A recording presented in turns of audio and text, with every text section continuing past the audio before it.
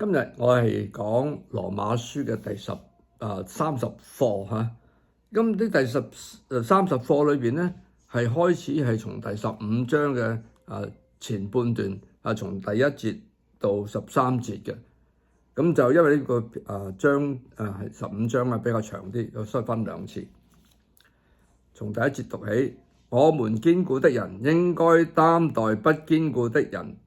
的軟弱，不求自己的喜悅。我們各人務要叫鄰舍喜悅，使他得益處，建立德行。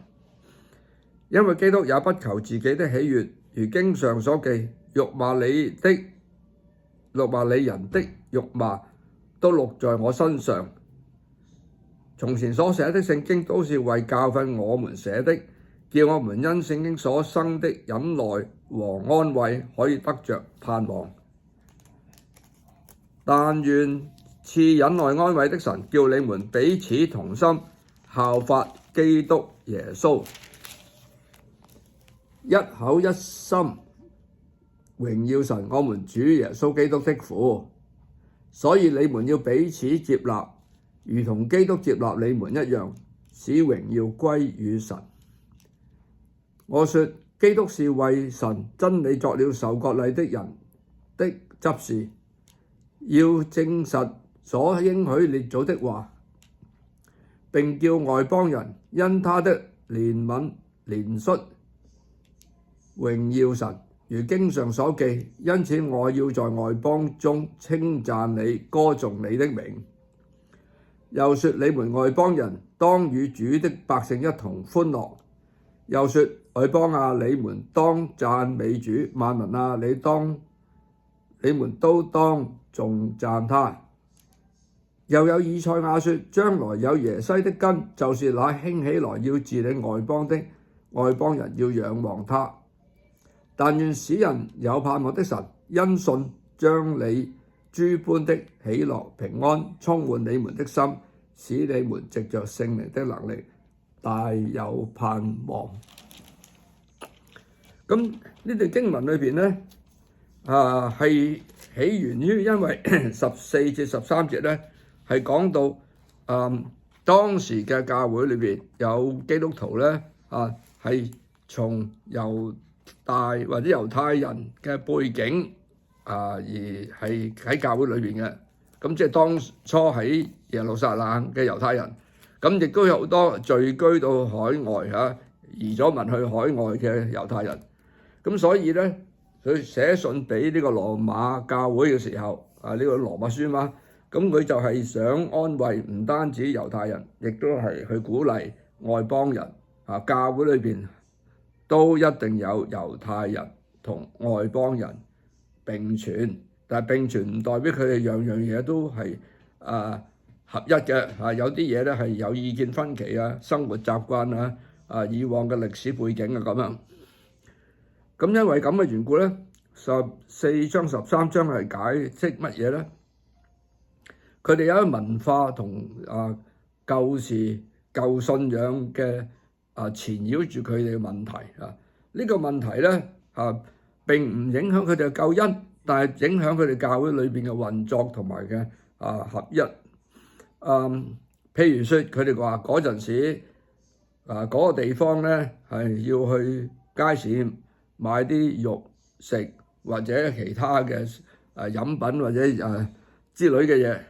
咁佢哋好小心，因為咧猶太人就話如果even係基督徒如果你係買咗一啲肉類係獻過俾呢個外邦人嘅邪教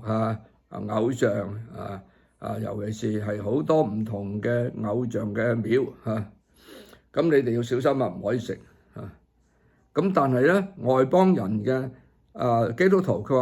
話：我哋信咗耶穌基督已經係用佢救恩救咗我哋啦，我哋再唔受呢個魔鬼呢啲邪靈或者呢啲嘅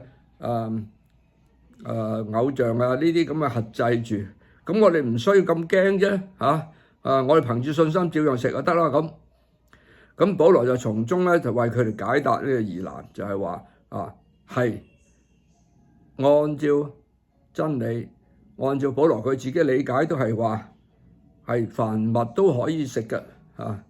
就係只要憑住信心食凡物，我哋係按住我哋嘅信心耶穌基督係潔淨我哋嘅潔淨我哋嘅罪，潔淨我哋嘅身體，我哋嘅生活係活喺主嘅信仰裏邊，我哋係信主愛主聖靈保守住我哋憑住信心可以食。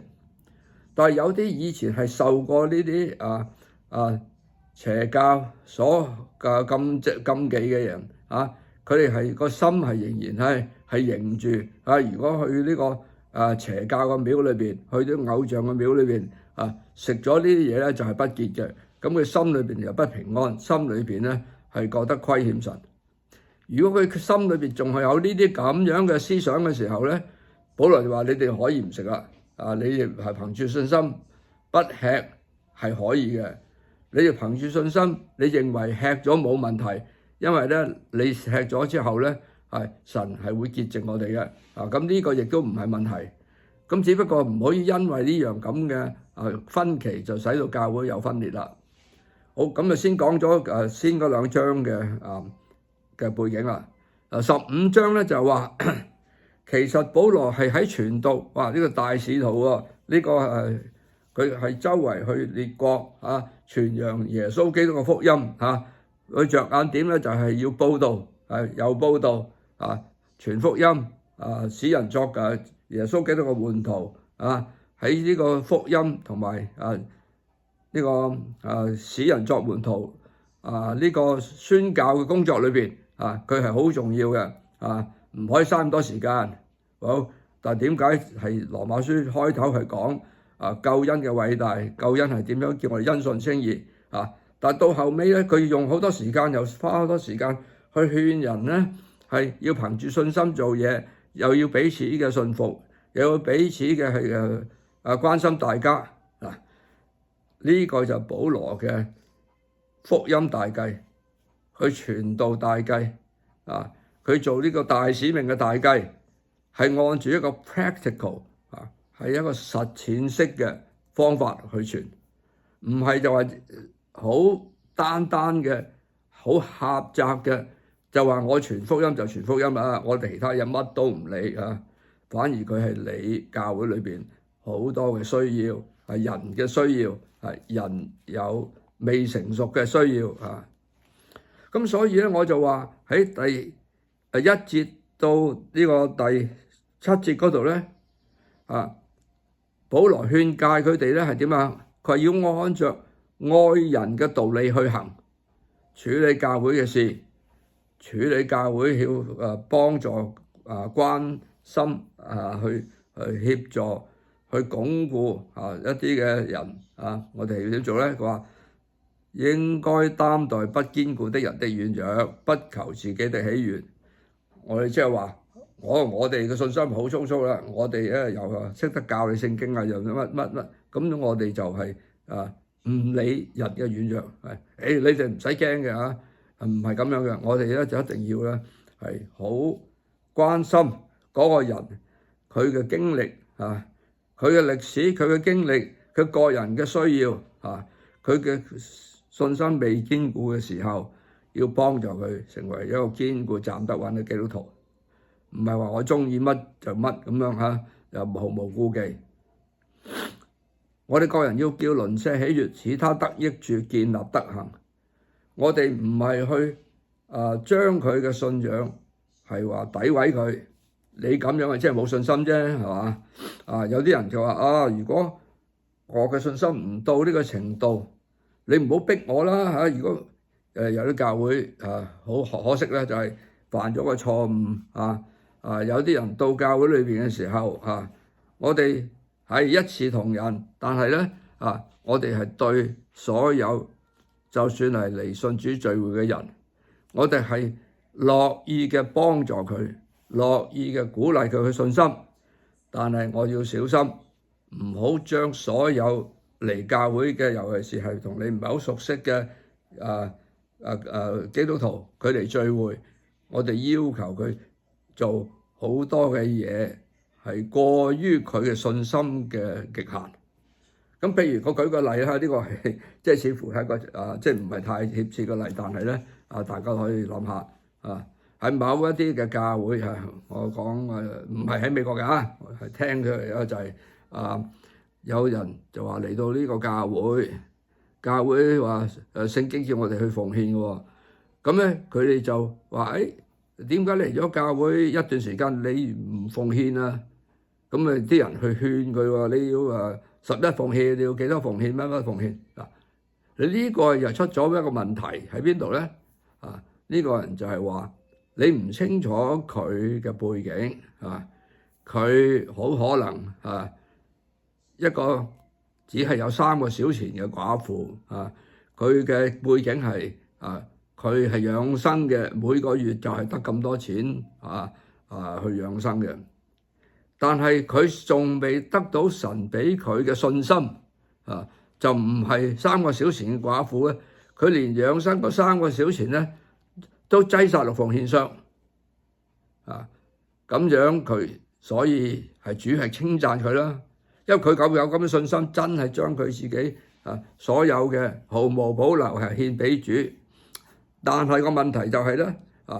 當主俾佢咁嘅信心嘅時候，神就會恩待佢佢下個月冇錢，佢點辦？神會補足佢。但係有啲人未有咁嘅信心嘅時候，你要逼佢，你奉獻多啲啦，你奉獻太少啦咁樣係唔適當嘅。所以我用呢個舉例，只不過就話好似羅馬書呢度講句就話不求我哋自己喜悅，我哋中意咁樣係真理啦，冇錯但係我唔可以唔顧及唔堅固嘅人嘅軟弱，唔顧及佢自己嘅需要因為我哋要使佢得益處，我哋要建立佢，唔係去摧毀佢嘅信心。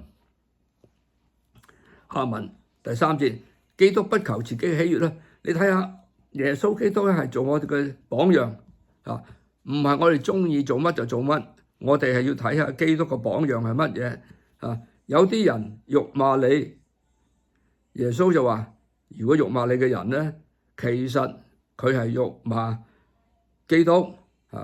我為你擔待，唔止擔待基督徒嘅罪我哋喺世上，我哋遇到有咩嘅被不信嘅人，或者被一啲其他嘅人係辱罵我哋、流難我哋、逼迫我哋，我哋都靠着主而得勝，係點因為佢哋辱罵嘅都係落喺主嘅身上。從前所寫聖經都是為教訓我們寫嘅，叫我們因聖經所生忍耐安慰，可以得着盼望。聖經唔係提醒我哋登山寶訓啦虛心的人有福了嘛為義受逼迫的人有福了嘛主耶穌都話你要跟隨我嘅時候咧，你就要學到呢啲天國子民嘅德行同埋天國子民呢個屬性係似耶穌基督嘅屬性人哋又辱罵你咧，你就要唔好咒罵翻佢轉頭我哋就唔出聲，係忍耐等候神要改變呢啲人。耶穌話你要為你嘅敵人祈禱，因為點解你為佢祈禱嘅時候咧，神就好似將啲火炭加喺佢頭上佢唔安樂我哋唔會唔安樂。從前所寫聖經係教我哋嘅，咁所以我哋係要做乜嘢？做忍耐啦、安慰啦、得着盼望呢啲係現今保羅叫我哋喺教會同埋喺教會處世嘅一啲嘅原則。但願忍耐安慰嘅神叫你們彼此同心，效法基督耶穌，一心一口榮耀我們主耶穌基督的父。所以你們彼此接納，如同基督接納你們一樣，使榮耀歸於神。呢個咧係一個更大嘅使命俾我哋話，我哋有信心，我哋要教人點樣有信心除咗呢個之外咧其實我哋喺教會既然係有呢啲嘅或者猶太人派守禮節嘅派守到食物嘅禁忌嘅戒有啲人就我唔需要守，我憑住信心我可以做呢個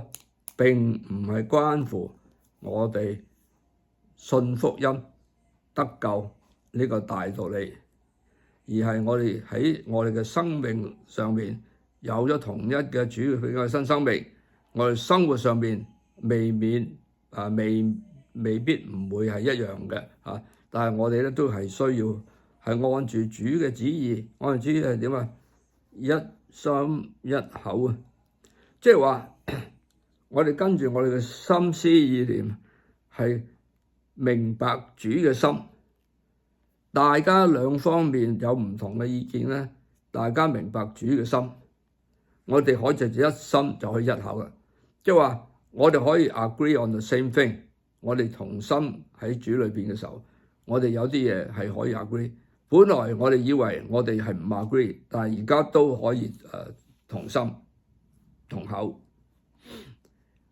因為我哋為咩咧？我哋為喺教會裏邊，我哋都係讚美神啊嘛，榮耀神啊嘛，唔係咧，我哋係因為有啲其他嘅分歧，我哋就係彼此嘅攻擊，彼此嘅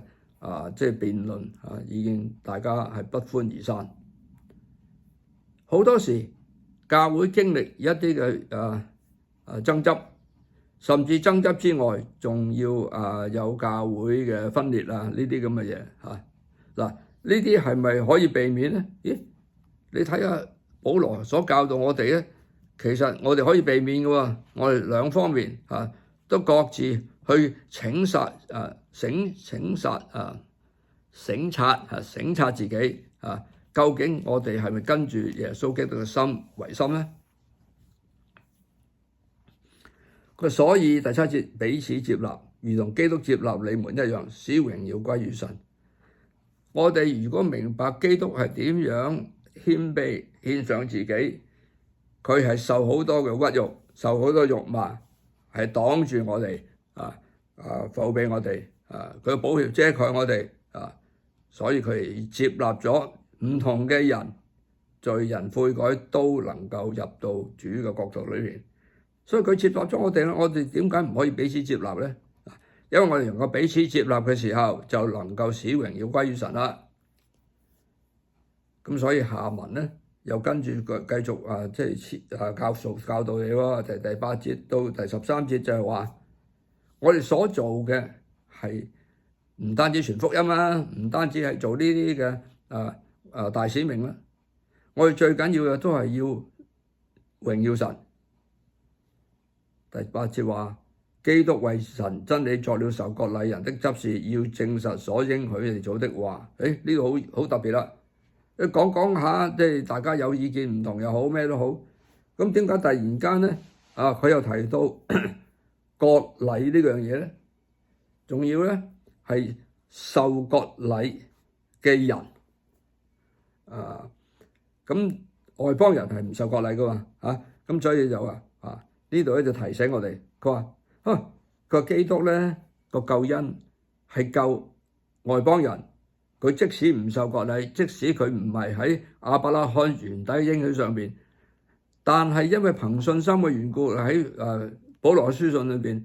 亦都係喺羅馬書有講呢個其他書信使徒嘅書信有講，就話割禮唔係講淨係用身體上割禮，好似猶太人嘅割禮。割禮係靈裏邊嘅割禮我哋將我哋自己係離開世俗離開呢個世上嘅一啲嘅犯罪，或者係世上嘅我而家做好似基督徒咧，就係要離開呢啲嘅。離開咗呢啲啫，我哋就係跟隨聖靈不隨從世俗。咁嘅時候咧，就係真正受割禮啦。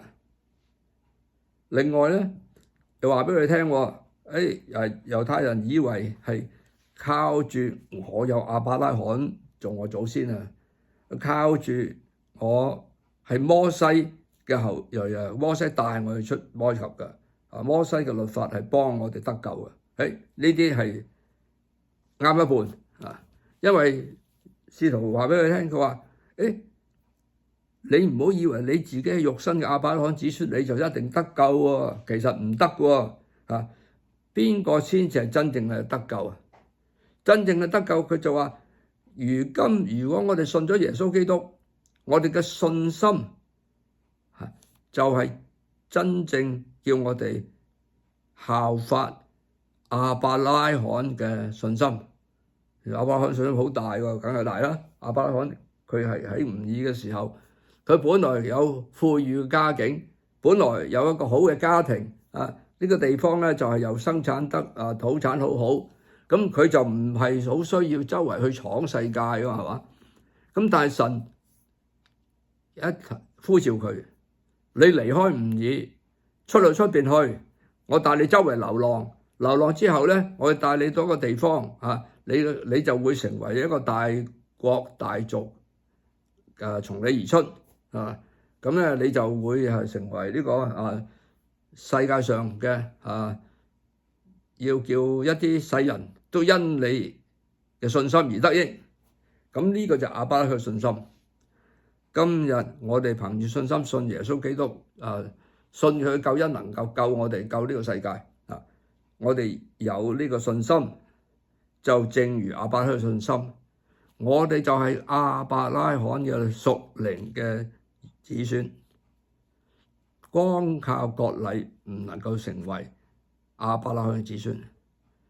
光靠呢個有律法唔能夠叫我哋成為摩西推薦我哋入到神嘅國嘅子孫。咁所以咧，佢一提到呢個嘅時候咧，佢就話主耶穌係受割禮人嘅執事。執事嘅意思就同教會其他嘅做執事個唔同，因為耶穌係教會嘅頭啊嘛，唔係執事啊嘛。但係呢個執事咧係照原文嘅意思就係僕人，做僕人。咦，奇喎！如果受咗割禮嘅係猶太人，耶穌反而要做佢嘅僕人，係幫助佢。幫助佢乜嘢咧？呢個可能又比較再長一啲嘅解釋，就係話。當猶太人係受咗亞伯拉罕嘅傳統，得到摩西嘅律法，摩西嘅律法咧就喺神嘅家裏邊咧，就好似一啲管家管家咧叫佢哋，你守住規矩，你細路仔唔好亂咁做啲嘢唔好亂咁食嘢要聽住神嘅話語，上聖經課上主日學咁你慢慢長大，你就會明白神嘅真理啦。嗱，呢啲係管家所以舊約嘅教法師、舊約嘅聖經係幫助嗰啲猶太人但係今日咧，你受咗割禮嘅人咧，你要明白真理，要活喺真理裏邊咧，就唔需要再用呢啲舊約嘅僕人咯，係要乜嘢啊？佢話：有耶穌基督作你嘅執事，耶穌基督做你嘅僕人。耶穌基督就喺佢嘅真理裏邊咧，你真係信咗耶穌嘅時候咧，佢就為你解釋，為你服侍，用佢大愛去拉你翻嚟，叫你係信服呢個基督嘅教訓，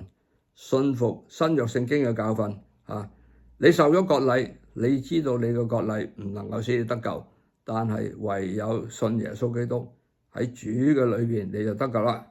所以證實列祖嘅話，外邦人他的憐憫榮耀神，所以係同一個道理，同一個嘅救恩，同一個 process， 同一個救贖，都係可以叫外邦人同呢個外邦人同埋猶太人咧同得一個嘅救贖，而咧就同得一個榮耀呢個榮耀咧係如果做到呢步，大家係彼此嘅相合嘅時候咧相合同埋係能夠合一嘅話咧同口同心同心同口嘛，咁就可以榮耀到神。經上所記，我要在外邦中稱讚你，歌頌你的名，歌頌耶穌啦。外邦人當與主嘅百姓一同歡樂啦。當外邦人同呢個猶太人係合一嘅時候，一同歡樂啦。外邦你要讚美主，萬民你要當稱頌他。係要地上所有嘅信主嘅都成為合一嘅見證，見證耶穌基督救恩係何等嘅偉大。冇人能夠將外邦人同一啲猶太人能夠合埋一齊嘅。咦？你睇下喺呢個中東嘅時候各持己見兩方面都唔係基督徒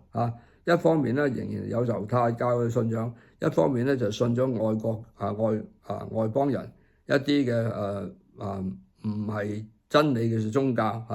咁啊有衝突啦，有衝突咧就打到死啦咁啊唔能夠一同合一噶嘛，更加唔會一同稱讚神啊嘛